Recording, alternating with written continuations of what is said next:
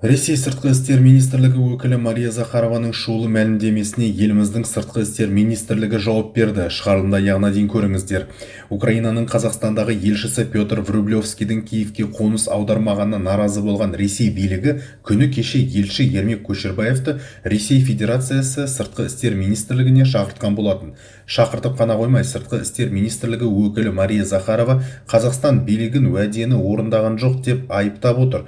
Осыған орай Қазақстанның сыртқы істер министрлігі ресми мәлімдеме жасады.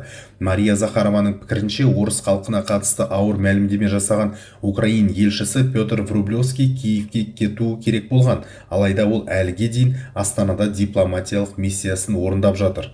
Қазақстанның сыртқы істер министрлігі болса, Захарованың мәлімдемесі Қазақстан мен Ресейдің тең құқылы стратегиялық серіктесі ретіндегі одақтастық қарым-қатынасқа қайшы келеді дейді. Өздеріңіз білетіндей, Украина тарапына, сондай-ақ жұртшылыққа Қазақстан сыртқы істер министрлігінің Врублевский мырзаның арандатушылық мінез-құлқына қатысты принципті ұстанымы жеткізілді. Сондай-ақ Украина тарапына Врублевскийдің қазақстандықтардың, әсіресе этникалық орыстардың ар-ожданына нұқсан келтіретін мәлімдемелерінің қолайсыздығы туралы айтылды. Украина тарапына да осындай мәлімдеме елшінің жұмысына сәйкес келмейтіні туралы айтылды. Украиналық тарап мұны түсіністікпен қабылдады. Оны қайтарып алу туралы келісімге қол жеткізілді.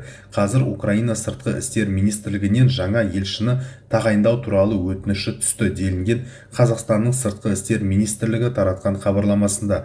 Естеріңізге сала кетейік, биыл жазда Украинаның Қазақстандағы елшісі Петр Врублевский отандық блогерлердің бірінде сұхбат беріп, Ресей халқына қатысты ауыр айыптар таққан болатын.